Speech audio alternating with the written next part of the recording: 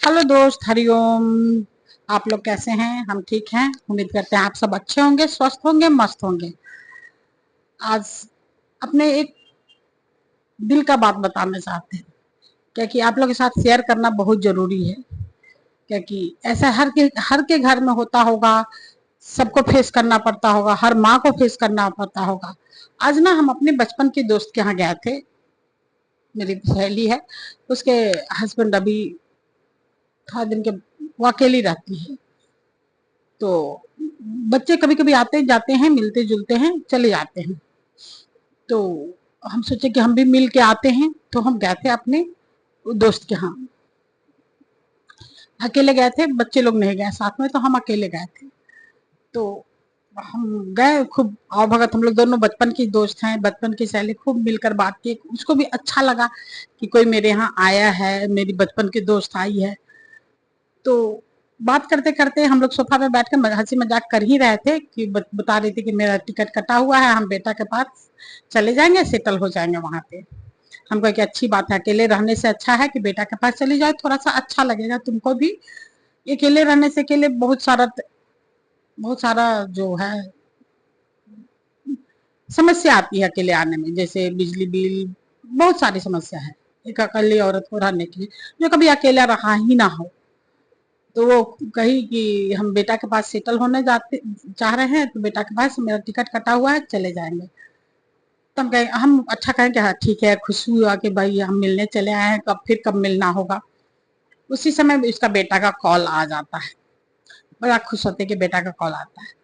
तो hi hello बोला, सब हंसी मजाक में खूब अच्छा बात हो रहा था, बेटा से खूब अच्छा बात हो रहा था। बेटा बोल रहा था कि हाँ आ जाना माँ, ऐसे ऐसे। तो कुछ बातें बोली कि बेटा ये तुम बात बोले थे, तो ये बात कुछ बात का था, वो बात बताएंगे नहीं, कुछ बात का था। तो बोला कि नहीं, हम ऐसा तेवर, एक सेकंड में उसका तेवर बदल गया। एक सेकंड में उसका तेवर ही बदल गया। जो इतना हंस हंस कर बात कर रहा था, बस एक छोटा सा बोली कि बेटा तुम ऐसा बोले थे, आप झूठ बोल रही हैं, आप झूठ बोल रही हैं, एकदम तेवर बदल गया। उसको ऐसे भी कर सकते, नहीं माँ आपको याद नहीं है, आप शायद भूल रही हैं, ऐसे भी कर सकता था। हम ऐसा नहीं, ऐसा बोले थे। बोलता नहीं, आप मेंटल डिसऑर्डर हो रही हैं, हम देख रहे हैं कि आपको मेंटल डिसऑर्डर हो गया है, आप ये हो गई है। खूब तेवर बदल के खूब बोलने लगा भाई। एक सेकंड में जो बच्चा हंस हंस कर बात कर रहा था, वो एकदम तेवर बदल कर अजीब सा बोलने लगा। हम शॉक्ड, हम शॉक्ड कि इस बच्चा के पास ये रहने जा रही है कि जो इसके मन का बात हो रहा है, तो यहाँ हंस कर बात कर रहा है। थोड़ा सा एक बात बोल दी कि भाई तुम ऐसा, बेटा ऐसा नहीं है, ऐसा बोले थे, ये तेवर बदल के इस तरह बोलने लगा। बड़ा बच्चा, ऐसा नहीं कि छोटा बच्चा है, 30-32 साल का बच्चा। हम शॉक्ड। वो हमको देखकर हंस हंस के हंस रही थी। आंख में आंसू डबडबा गया था, लेकिन हंस रही थी हमको देखे। तो वो बोला कि कोई है क्या? बोले कोई नहीं है। तो वो बोली कि कोई नहीं है। वो भी समझ गया, हम तो कुछ आवाज कर ही नहीं रहे थे। भाई तेवर बदल रहा।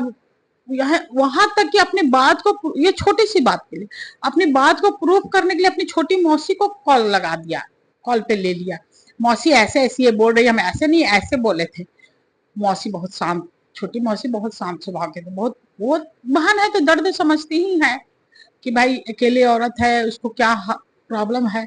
तो बोले कि बाबू, बेटा तुम गलत कर रहे हो, इसको देख रहे हो कि माँ जो दीदी है अभी किस दौर से गुजर रही हैं। और एक बात अगर बोल ही दी कि बेटा तुम ऐसे बोले थे, तो तुम ये भी कह सकते थे कि नहीं बेटा, नहीं माँ आपको याद नहीं है, आप ऐसे नहीं ऐसे बोले थे, शायद आप भूल रही हैं। बात को टाल भी सकते थे, लेकिन तुमने क्या किया, तेवर ही बदलकर और माँ को सुनाने लगे। ये भी नहीं देखे कि उसकी हालत क्या हो सकती है। मान लीजिए मेंटल डिसऑर्डर हो गया जो भी है, तो आप उसको जलील नहीं कीजिए, उसको प्यार से समझाइए। क्योंकि उसकी इस दौर से गुजरी, वो सोचिए, उसकी मौसी बहुत प्यार से समझाई। तो वो उस समय बोला कि ठीक है हम ऑफिस का काम है, हम रखते हैं अभी। कुछ बोला नहीं, ये भी ना सॉरी ना कुछ ना कुछ भी, वो फोन रख दिया। मौसी भी कहीं जाने दो दीदी, ऐसा होते रहता है, बच्चा है। क्या फिर मेरे मन में सवाल उठा, क्या वो बच्चा है? बच्चा कहकर उसको टाल दिया गया।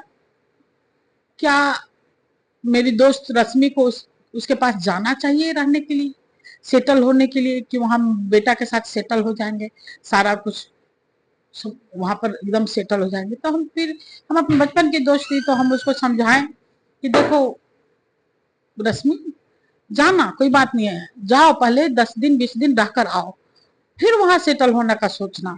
अगर तुमको अच्छा लगेगा कि नहीं हम ऐसा, ठीक है कोई बात नहीं, क्योंकि अकेले में तुमको इस तरह का बोला तो कोई दिक्कत नहीं है। अगर वो अपने फैमिली के सामने, अपने परिवार पत्नी के सामने तुमको ऐसा जलील करेगा तो तुमको बर्दाश्त नहीं होगा। तो पहले 10-15 दिन रहकर आओ, तुमको लगेगा कि नहीं हम यहाँ रह सकते हैं, तो फिर अपना सारा संपत्ति बेचकर वहां चले जाना, सेटल हो जाना। नहीं तो उसके पास रहने से अच्छा है कि जब तक हाथ पैर चल रहा है तो तुम अकेले ही रहो। जब हाथ पैर नहीं सही सलामत है तो कौन जाने, और उसके पहले ही मौत आ गई तो कौन जाने। तो हम ये मन में सोचे कि बच्चा उसको जो ढंग से समझा सकता था उसको इस तरह ले, मतलब उसको ये भी नहीं पता चला कि मेरी माँ किस दौर से गुजर रही है। बहुत सारे बच्चे ऐसे होंगे, बहुत सारे बच्चे ऐसे नहीं होंगे।